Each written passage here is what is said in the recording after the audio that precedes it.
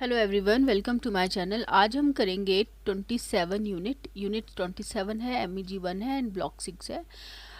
Unit 27 में ना second generation of romantic poets के बारे में रीड करते हैं आज। Let us read.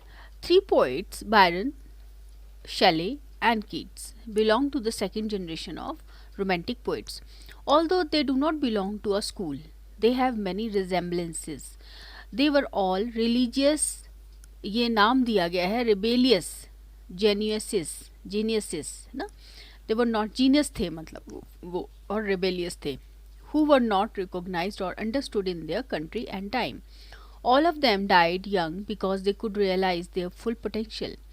They were thus, उनको इसलिए the inheritors of unfulfilled renown बोला जाता है. सबसे पहले हम लॉर्ड बायरन के बारे में बात करेंगे. Byron's reputation as a poet and as a personality outside his own country was immense. He had influenced several French and German poets. His life itself was like a romantic poem, and he is the hero of his poems. The Byronic hero has become a critical term to describe a youthful, daring, passionate, cynical, moody and rebellious figure. ये ना Wuthering Heights में एक character था, तो वो उसको भी बायरोनिक hero बोला जाता था, Heathcliff.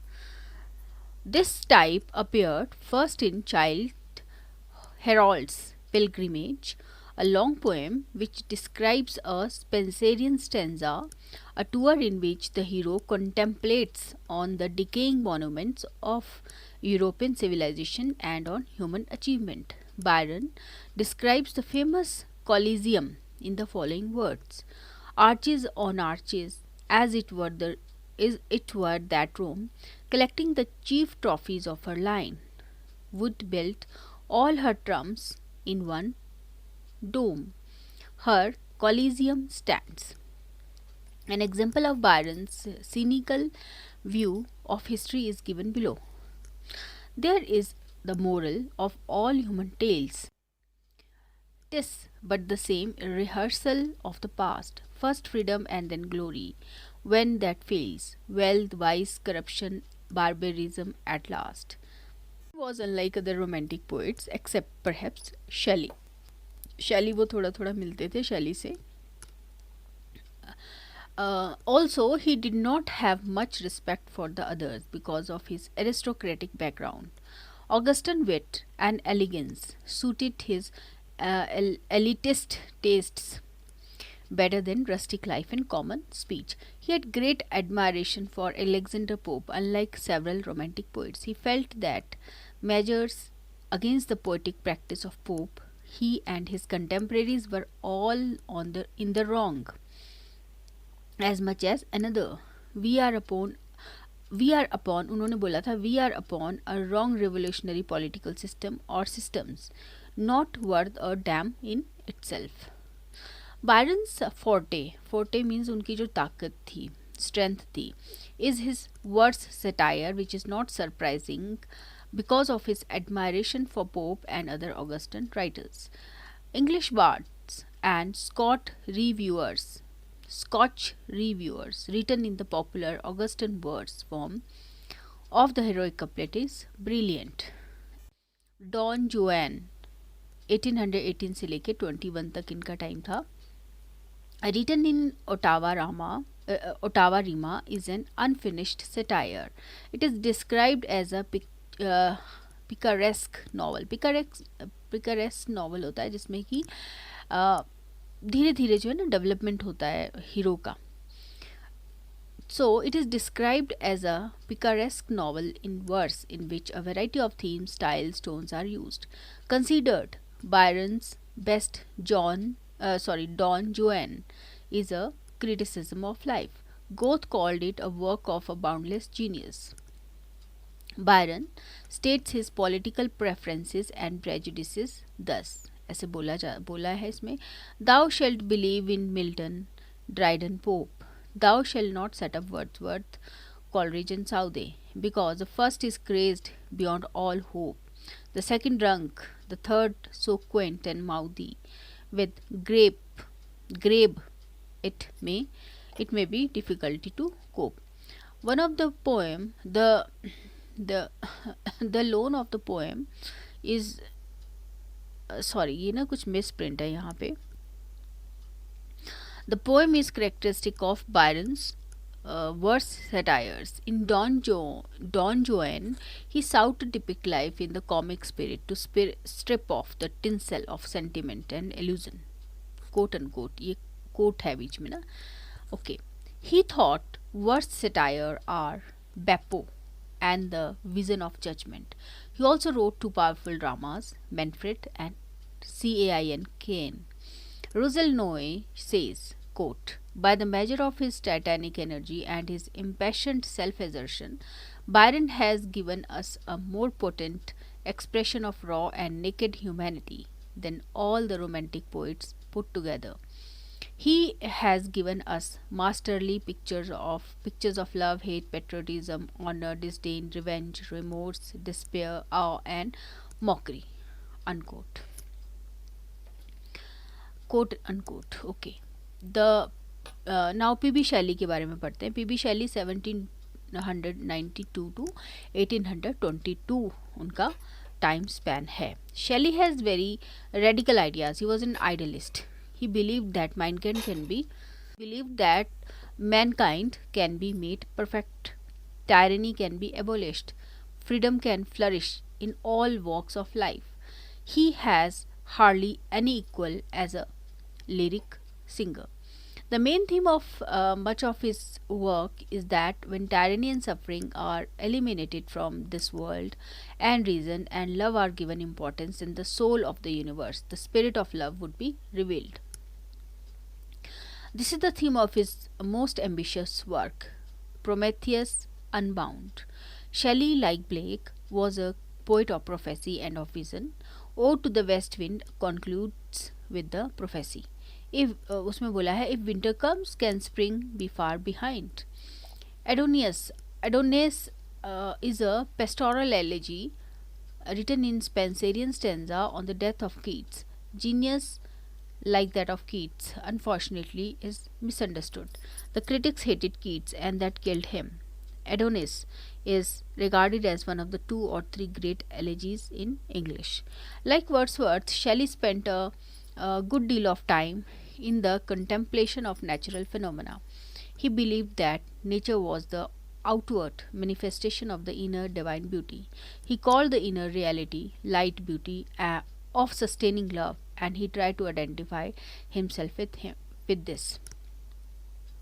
Shelley was fascinated with clouds, wind, waterfall, and such other natural phenomena. They became symbols of great significance to him. The cloud represents the cyclic mutation of water, and it also symbolizes mutability and permanence inherent in the human spirit. Light and sound attract him. He found music everywhere. In fact, he heard a vast universal symphony. His own aspirations, his own poetic fervor are like the skylark which soars above, scorning the ground. And the music of skylarks' songs would inspire. Such harmonious madness from my lips would flow. The world should listen then. Shelley's A Defense of Poetry, written as a response to Thomas Love Peacock's The Four Ages of Poetry, supplements Wordsworth's preface to lyrical ballads. Shelley's Platonic ideas find expression in the defense. He says that the poet reveals the numental world to mankind. The word poet, as used by Shelley, includes all artists and even philosophers. The artist is a superior being. Art improves imagination, and so it is useful. Shelley asserts in the defense, poets are the acknowledged legislatures of the world. ऐसा उन्होंने बोला है. Okay, आगे भी इनके बारे में बहुत ही डिटेल में यूनिट्स हैं. सो अब हम कर रहे हैं John Keats. Among the romantic poets, John Keats' dedication to poetry was total. Wordsworth and Coleridge were both interested in philosophy, which deflected their attention. Blake's didactic intention colored much of his work. Byron moved away from poetry to active participation in the liberation of Greece. Shelley's poetry and political beliefs were closely linked, but Keats strove hard throughout his brief career to achieve the essence of poetry. So, on first looking into Chapman's Homer, written in his 21st year, may be called his poetic efflorescence. In Sleep and Poetry, he spoke of his poetic aspiration and his dedication to poetry. Endymion was written to compete with Shelley in writing a long poem. Hyperion was an ambitious venture, a La Paradise Lost. Keats wrote his most important poem in a period of 9 months, January to September 1819. These are The Eve of Saint Agnes, uh, La Belle Dame Saint Mercy, All the Six Great Odes, and Lamia. Keats presents all experience as a mass of inseparable and irreconcilable opposites. Melancholy dwells with beauty. The dividing line between love and death is thin. He believes that the great end of poetry is that it should be a friend to soothe the cares and lift the thoughts of man. Keats' letters are an inseparable accompaniments to poetry, to his poetry. They contain some of his germinal ideas such as negative capability. In a letter to his brothers, he says, "The excellence of every art is its intensity, capable of making all disagreeables evaporate from their being in close relationship with beauty and truth." His letters also show his concern for suffering and evil in the world. He doesn't accept traditional philosophy or institutional religion as an adequate palliative for the complexity and contradictions of um, experience. Not many poets, including Shakespeare and Milton, could write such distinguished poetry at the age of 24, when Keats' poetic career practically came to an end. Keats published 54 poems in his lifetime. Another 96 works were published posthumously.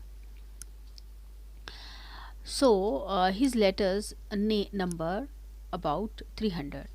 This is an unmatched achievement with a short period of 3 years. Keats attempted a variety of poetic forms: romantic romance in Hyperion, and The Eve of Saint Agnes, epic in Hyperion.